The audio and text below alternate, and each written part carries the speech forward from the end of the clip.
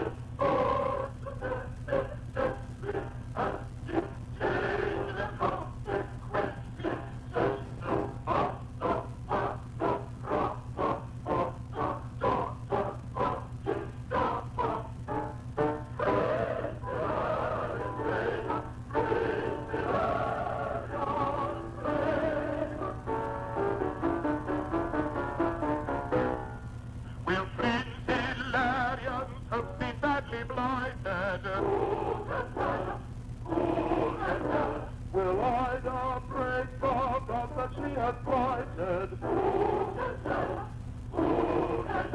Will she back out and see she did not mean them? If love shall be not used to play between them, there's not despair, there's not despair.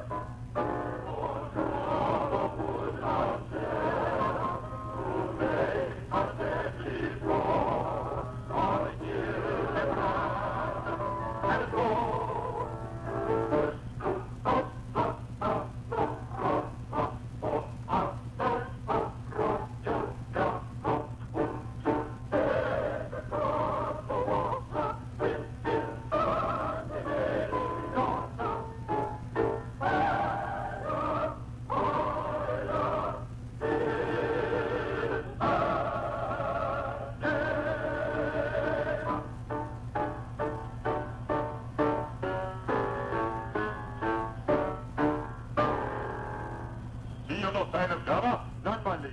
It's very odd indeed.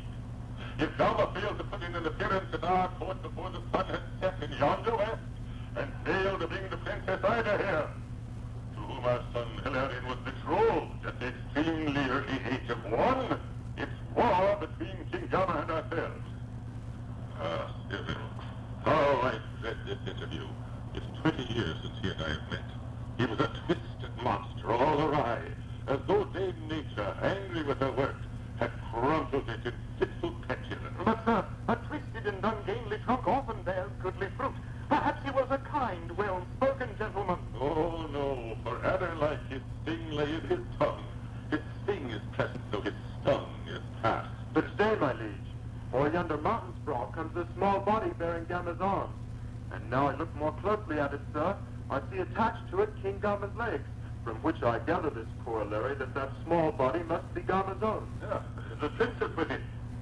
Well, my liege, unless her highness is a full 6 feet high, and wears mustachios too, and smokes cigars, and rides in cavalier in coat of steel, I do not think she is. One never knows. Well, she's a strange girl, I've heard, and does odd things. Come, what's there? Magama, face the richest robes we own. Magama, face the coarsest prison dress. Magama, let our best spare bed be aired. Magama, let our deepest dungeon yawn. Magama, lay the costliest banquet out. Magama, place cold water and dry bread. For as King Gama brings the princess here, or brings her not, so shall King Gama have much more than everything, much less than nothing.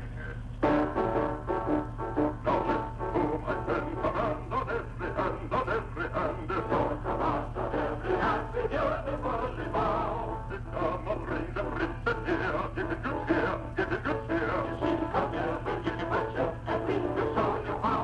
If it for round, if it for round, if it for round, for round, for round. Because the name of little king and your daughter, so I call. It's up for all, give it for all, give it, give it, give it, for all. If it were good for all, for all, for all.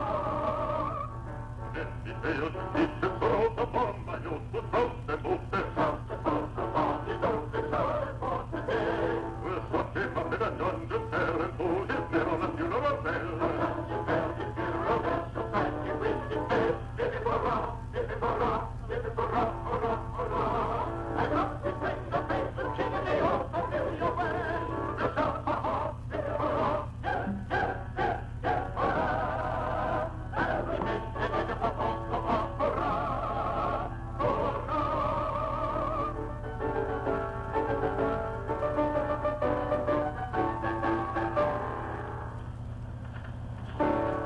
Today we meet, my baby bride and I.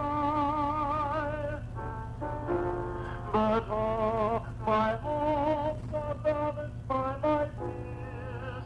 What reputation has been conjured by the side of alchemy of 20 years?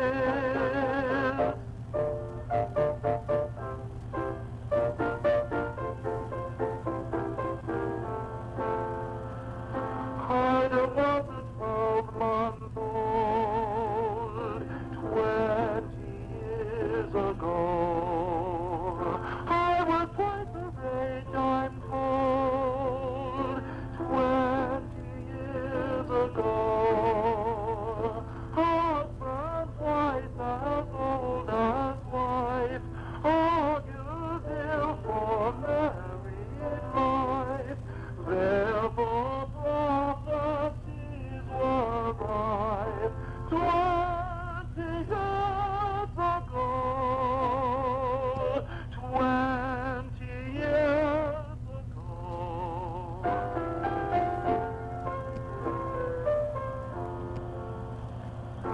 Still I was a tiny prince 20 years ago. She has gained upon me since 20 years ago. Though she's 21, it's true,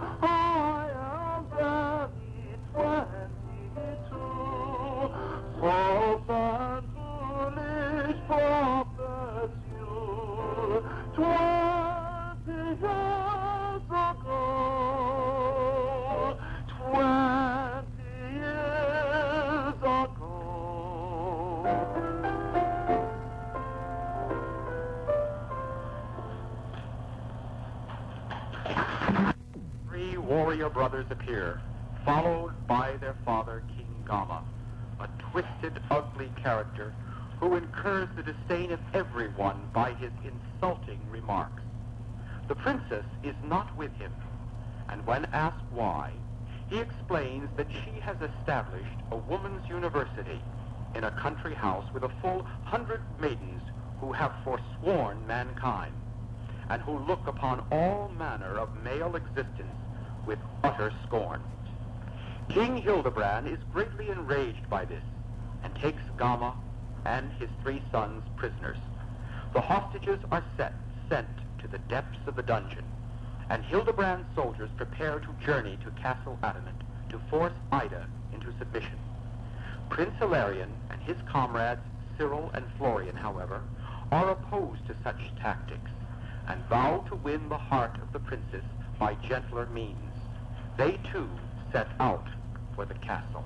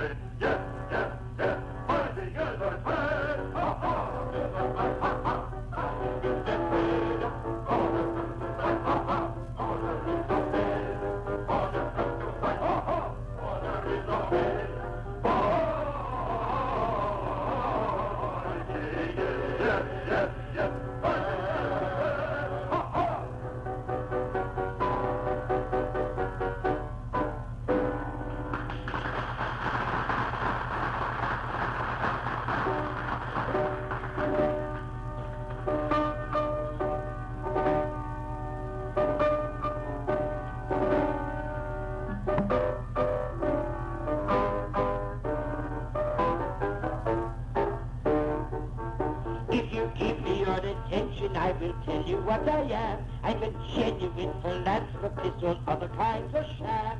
Each little thought of temper and each sincere defect in my erring fellow creatures I endeavor to correct. To all their little weaknesses I open people's eyes, and little plans to snub the self-sufficient I devise. I love my fellow creatures, I do all the good I can. Yet everybody says I'm such a disagreeable man, and I can't think why.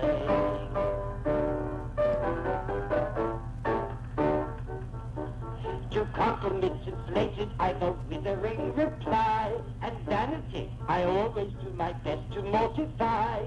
A charitable action I can skillfully dissect, and interpretive motives I'm delighted to detect.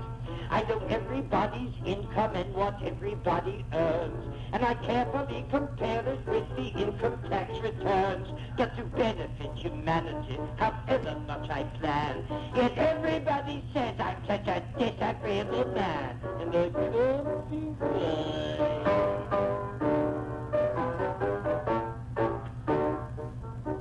I'm sure I'm no ascetic, I'm as pleasant as can be. You'll always find me ready with a crushing repartee.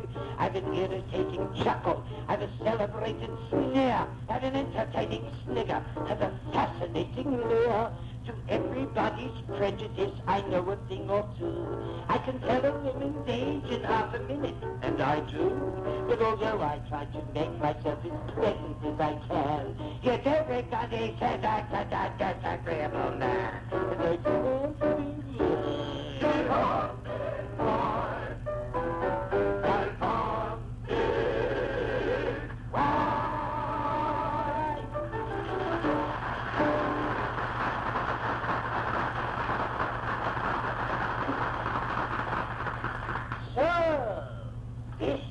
Castle Hildebrand.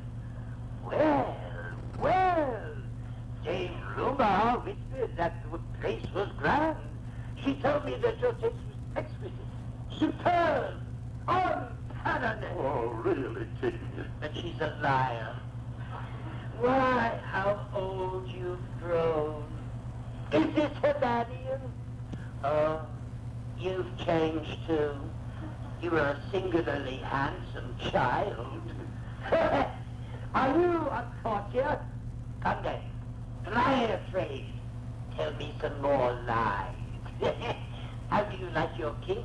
Oh, vile rumor says that he's all but imbecile. No, that's not true. My lord, we love our king. His wise remarks are valued by his court as precious stones. And for the self-same cause. Like precious stones, his wise remarks derive their value from their scarcity. Come, tell the truth for once. Tell it to me. Come, I'll harm you not. This leg is crooked. This foot ill designed. This shoulder wears a hump. Come, out with it. Look, here's my face. Now, am I not the worst of nature's blunders? Nature never errs. To those who know the workings of your mind, your face and figure, sir, suggest a book, appropriately bound. Why, hardly, sir. How dare you bandy words with me? No need to bandy off, it appertains to you. Do you permit this, king? We are in doubt whether to treat you as an honored guest or as a traitor knave who plights his word and breaks it. The casting vote with me, I'll give it for the former. We shall see. By the terms of our contract, signed and sealed, you're bound to bring the princess here today. Why is she not with you? Answer me this. What think you of a wealthy, purse-proud man who, when he calls upon a starving friend, pulls out his gold and flourishes his notes and flashes diamonds in the pauper's eye? What name have you for such a one? A snob. Just so. The girl has beauty, virtue, wit, grace, wisdom, humor, charity, and pluck. Would it be kindly, think you, to parade these brilliant qualities before your eyes? Oh, no, King Hildebrand, I am no snob. That tongue is to lose the monkey head that holds it. Bravo! Your king deprives me of my head, that he and I may meet on equal terms. Where is she now? In Castle Adamant, one of my many country houses. There she rules a woman's university, with full 100 girls who learn of her. 100 girls, 100 ecstasies. No mere girls, my good young gentleman. With all the college learning that you boast, the youngest there will prove a match for you. With all my heart, she's the prettiest. Fancy 100 matches, all alike. That if I strike them, as I hope I do. Despair your hopes. Their hearts are dead to men. He who desires to gain their favor must be qualified to strike their teeming brains and not their hearts. They're safety matches, sir, and they light only on the knowledge box. So you've no chance. Are there no males whatever in these walls? None, gentlemen, excepting letter males. And they are driven, as males often are in other large communities, by women. Why, bless my heart, she's so particular, she'll scarcely suffer Dr. Watts's hymns. And all the animals she owns are hers. The ladies rise at cockcrow every morning. Ah, then they have male poultry? Not at all. The crowing is done by an accomplished hen.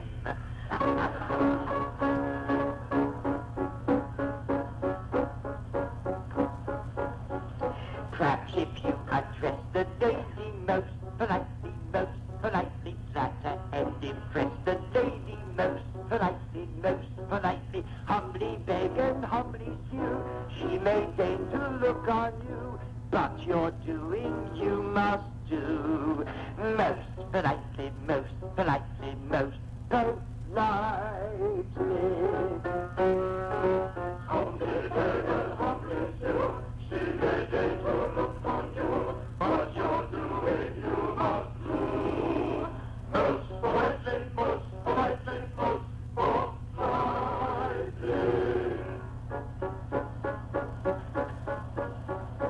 Go you and inform the lady, most politely, if she don't restore the lady, most politely, you remain a puppet here, so there and disappear, we will hang you, never fear. Most politely, most politely, most politely.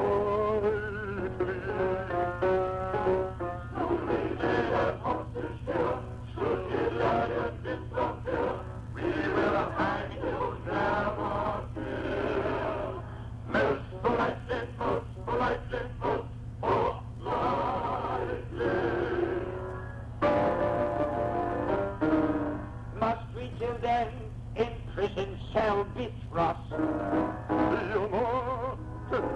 It seems unnecessarily severe.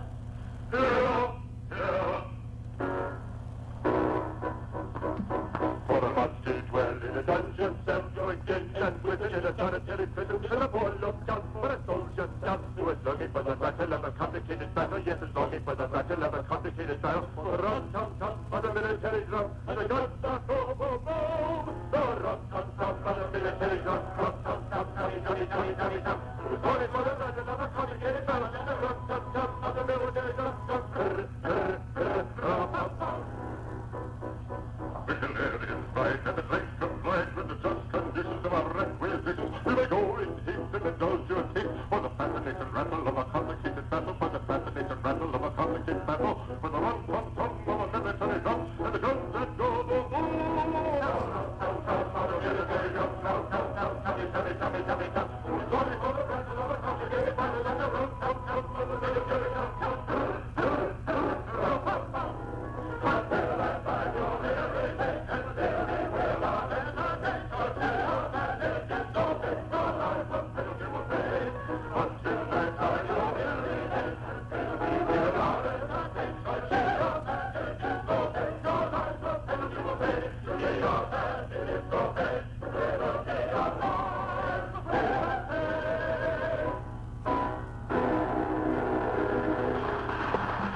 Debutante. Just a beginner, and I have, well, my gray hair shows that I'm not exactly a beginner in life, but as far as LOOM is concerned, I am. I started LOOM as an admirer. Some years ago, I used to go to the Sunday matinees, at 4 o'clock, and I never saw the finales because I had to catch a bus out to Jones Beach where I was performing. So now I'm beginning to find out. And I've been attending other things, and I see all these people that I've seen so often and admired so much that I have the privilege of working with them now, which came about through an audition, one of the auditions that Mr. Montberg mentioned earlier. And I'm very happy to be putting in this time. Very nice. What is your background? Where are you from? What Well, I was born in St. Louis. I was raised in San Antonio. Fort Ireland, for sure. No. Not a trace of Irish. No? Not a bit. Okay. Not a bit at all. And, of course, I've done things. As a matter of fact, my first performance in New York was in 1931. No, correction, 32. With P. Lilly and Walk a Little Faster. Is that so? When 42nd Street was 42nd Street. All right. Raymond Allen, where were you when 42nd Street was 42nd Street?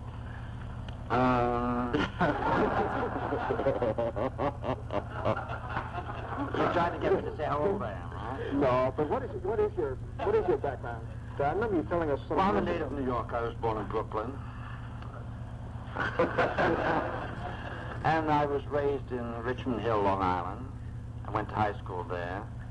And started Gilbert and Sullivan actually in high school. And have been doing it for years now. I left it for a while. And I went out and did repertory work, doing things like Hedda Gabler and a lot of the Ibsen things and Shakespeare. I wanted to get a background in classical theater. And I've done a lot of off-Broadway shows. I replaced Martin Green, as a matter of fact, in Red Roses for Me by Sean O'Casey. Mm-hmm. He left the show and I took over. There was an Irish flavor swirling around here someplace. Yeah, well, I'm part Irish. Uh-huh. And I don't know, we sort of have a theory floating around, for instance, that in order to play proper flamenco guitar, you have to be a Spanish gypsy, and there's some sort of a residue of the feeling that in order to do Gilbert and Sullivan properly, you ought to have been brought up in Britain. And obviously this doesn't apply to you folks. So how do you get the flair, Mr. Harris, how do you get the sense of timing and accent and crispness that goes into GNS? I think it's a matter of background. When I was 4 years old, I was backstage with my mother, who was a prima donna in an opera company of this type. And I had 2 years of that. I don't remember the operas. I don't remember anything except that I was backstage. I used to call the players, not by their real names, but I would call them, hello, Coco, hello, Van Thorn, and so forth. All right. Then early in the game, there were many things at St. Louis. The St. Louis Municipal Opera with a wonderful group of comedians for Gilbert and Sullivan, Frank Milan, William Danforth, and people of that sort. Then later on, the A-Bones here. So in that sense, proficiency of performance was well established here. As far as the Anglicism is concerned, yes, perhaps we can profit by the